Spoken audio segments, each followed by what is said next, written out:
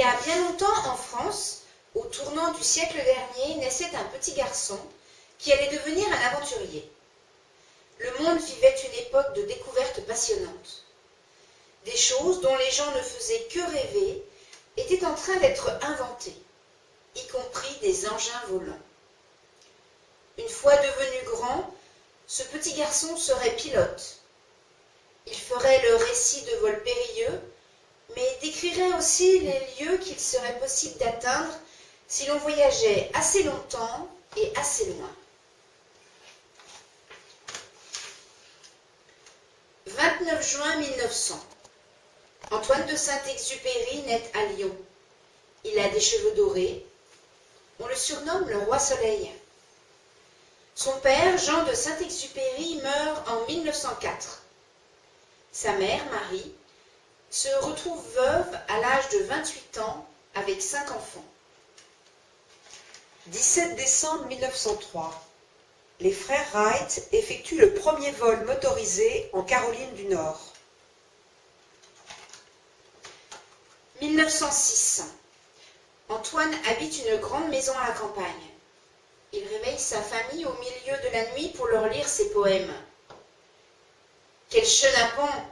dit son arrière-grand-tante. « Quel ange !» dit sa mère. Juillet 1909. Louis Blériot est le premier homme à relier la France par l'Angleterre par la voie des airs. 1912. Antoine fabrique sa propre machine volante.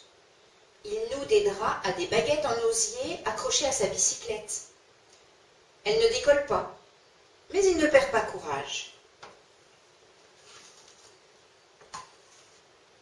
Cet été-là, il se rend chaque jour à bicyclette à l'aérodrome des environs pour regarder les pilotes tester leur machine. Il dit avoir la permission de sa mère de monter en avion, et un pilote l'embarque avec lui. Il ne rêve que d'une chose, recommencer. De 1907 à 1921, Antoine étudie à Lyon, au Mans, à Fribourg, à Paris. Il est recalé à l'école navale. Il essaye des études d'architecture. Mais Antoine ne pense qu'à une chose, devenir aviateur.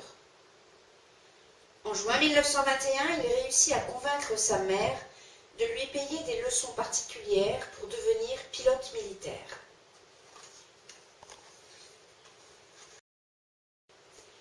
Il repense à son enfance, aux endroits qu'il a vus, aux choses qu'il a faites et aux personnes qu'il a rencontrées. Il achète une petite boîte d'aquarelle et se met à travailler à un livre illustré qui raconte l'histoire d'un petit garçon aux cheveux dorés. Le Petit Prince paraît aux États-Unis. Dans ce livre, il décrit une planète plus innocente que la sienne et un petit garçon qui s'aventure loin de chez lui, en quête de réponses sur le fonctionnement des choses. La France lui manque. Il reprend du service. Il a besoin du sentiment de liberté qu'il ressent en vol. Il veut qu'on lui confie une nouvelle mission. Antoine rejoint son escadre au Maghreb. Il réclame des missions qui lui permettraient de survoler le sud de la France où vit sa famille. Le 31 juillet 1944, à 8h45, il décolle de Borgo, en Corse, pour photographier les positions de l'ennemi à l'est de Lyon. C'est une belle journée sans nuages. Il était censé être de retour à 20h30.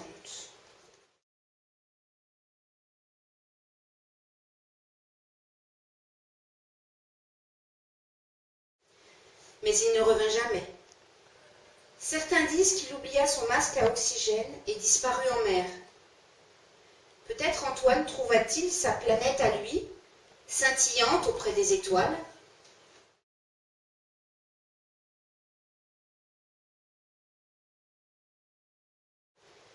Le pilote et le petit prince, de Peter VI.